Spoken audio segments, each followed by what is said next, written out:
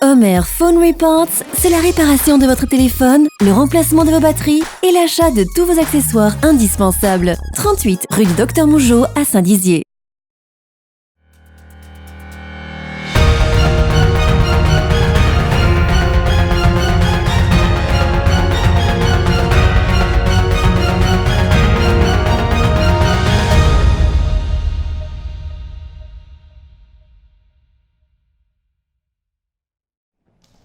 Le rayon sportif Bragard a fait sa rentrée la semaine dernière, une rentrée positive pour le club de gym, puisque l'on compte déjà 350 licenciés pour ce début d'année. Nous accueillons les enfants à partir de 1 an jusqu'à 99 ans et plus. C'est de la gym filles, garçons aux agrès. On accueille du baby gym, du freestyle, de la GR, du team gym, de la gym pour adultes aussi, et du team gym adulte aussi. Un programme bien complet pour ce club encadré par 12 entraîneurs, composant ainsi 35 groupes d'activités sportives, variant en fonction de l'âge. Les gymnastes sont également présents lors des différents championnats départementaux, régionaux et nationaux. Avec un entraînement par semaine, ces sportifs passionnés de gymnastique sont ravis de venir s'entraîner au gymnase Louis Pasteur. Je pratique de la gym. Je fais des barres, du sol, de la poutre et du saut. Et qu'est-ce qui t'a donné envie de faire de la gym ? Il y a une copine qui en faisait et j'avais bien aimé. Je fais de la team gym parce que en gym classique, j'étais nulle en poutre et en barre. Et comme je préférais le sol, j'y suis allée directement. Cette année est également placée sous le signe de la nouveauté pour le club, puisqu'ils ont pour projet d'accueillir les personnes atteintes de handicap. Cette année, notre projet sera de développer l'handitramp, donc du trampoline pour autistes et trisomiques. Donc c'est un projet qu'on a prévu de développer sur cette année. On est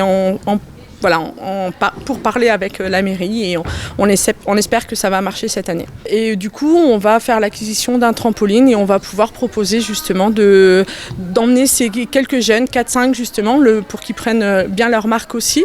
Et on peut les emmener jusqu'au trophée fédéral qui aura lieu à Amnéville cette année. C'est donc une belle année qui attend les membres du rayon sportif Bragard. On leur souhaite donc beaucoup de courage dans leur réussite sportive.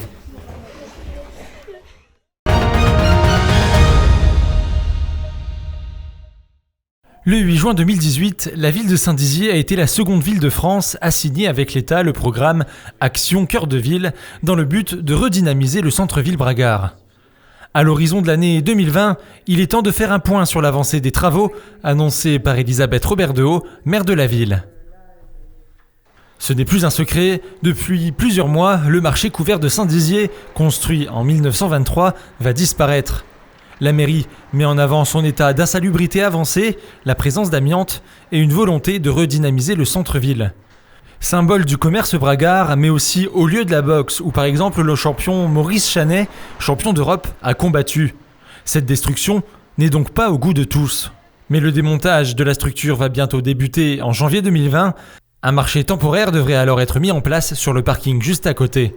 Ce chantier colossal de près de 2,7 millions d'euros devra aussi jongler avec la présence de chauves-souris, une espèce protégée qui rythmera le calendrier des travaux.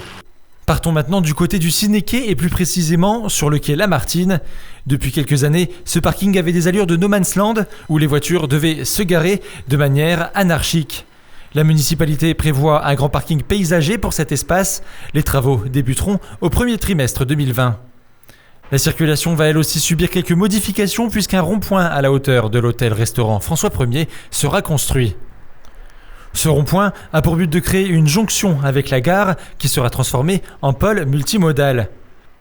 L'espace y sera donc révisé avec un dépose minutes, des places dédiées aux voitures électriques ainsi que des emplacements réservés aux bus de ville et scolaires le long des platanes. Le parking existant sera remplacé par un jardin alors qu'un parking sera installé face à la gare. Le monument de commémoration des déportés sera reculé vers ce jardin. Pas de panique pour les boulistes, la place Maréchal Leclerc devrait rester intacte, hormis quelques embellissements. Concernant le logement, d'anciens bâtiments ont été rachetés par Plurial Novilia dans le but de les transformer en appartements. Ainsi, l'îlot de la Toscana, qui avait pris feu en mars 2014 et avait touché 9 bâtiments, va enfin être rénové. La partie 19e siècle de l'ancien hôpital, en attente d'une seconde vie depuis 2009, a elle aussi été prise en charge par Plurial Novilia. Le rez-de-chaussée sera consacré à la future maison de santé de 600 mètres carrés. alors que les étages seront réservés au logement avec plusieurs appartements. Ce projet permettra de laisser intacte l'architecture du bâtiment cher au Bragard et débutera en 2020. Enfin, l'ancienne clinique située rue François 1er accueillera aussi des hébergements. La mairie parle aussi d'un projet social pour ce bâtiment avec une pension de famille qui permettrait de mêler différentes générations. Les travaux sont annoncés pour 2021-2022. S'il y a un chantier qui a fait couler beaucoup d'encre en 2019, c'est bien celui de l'avenue Pierre-Béret-Gauvois. En effet, pendant près de 6 mois, cette avenue très fréquentée, puisqu'elle relie le centre-ville à la zone commerciale du Chêne Saint-Amand, était en sens unique pendant la durée des travaux. Le chantier sera officiellement terminé à la mi-octobre, une fois l'acheminement d'eau et paysager achevé. La voie ferrée du pont des Lachats n'est plus qu'un lointain souvenir. Le pont a été détruit, mais une passerelle va être installée dans les prochaines semaines afin d'installer une piste cyclable. D'ailleurs, plusieurs infrastructures sportives sont elles aussi amenées à être rénovées. Par exemple, la piste d'athlétisme du stade Charles-Jaquin va être partiellement couverte. De plus, l'ancien magasin Decathlon devrait devenir dans les prochaines années un espace de pratique sportive, mais aussi un lieu pour accueillir de grandes compétitions. Ce programme sur 5 ans prendra fin en 2022. À voir si ce changement de visage fera la satisfaction des Bragards.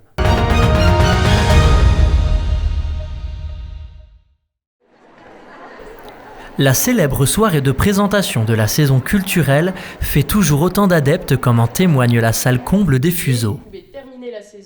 Au programme de cette soirée, les spectateurs ont pu découvrir la programmation du spectacle vivant sélectionné par Ilona Pietschok, directrice des affaires culturelles, et Sarah Garcia, vice-présidente en charge de l'action culturelle. Au-delà du traditionnel discours d'ouverture et de remerciement des équipes des Trois Scènes, un film a été diffusé sur grand écran afin de donner au public un avant-goût des artistes présents durant toute cette saison. Une saison très variée afin de satisfaire le plus grand nombre. C'est une saison qui regroupe une 50aine de spectacles et on cherche toujours à avoir une réelle diversité des genres. On cherche à trouver des spectacles qui à la fois font réfléchir, font rire, peuvent divertir et dans des genres et des esthétiques très différentes. Alors du théâtre, de l'humour, de la danse, du cirque, de l'hypnose. Donc voilà aussi des spectacles de pur divertissement, des concerts à la fois de musique classique mais aussi des concerts de musiques actuelles.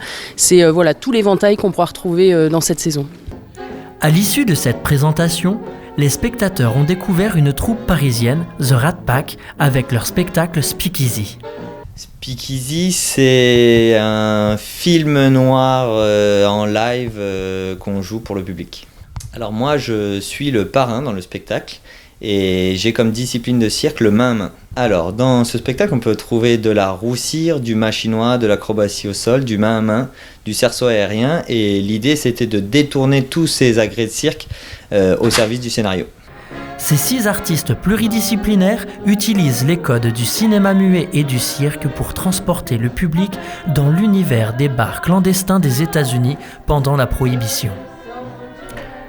Le spectacle de la soirée d'ouverture a été apprécié par la majorité du public, à en croire les applaudissements de fin.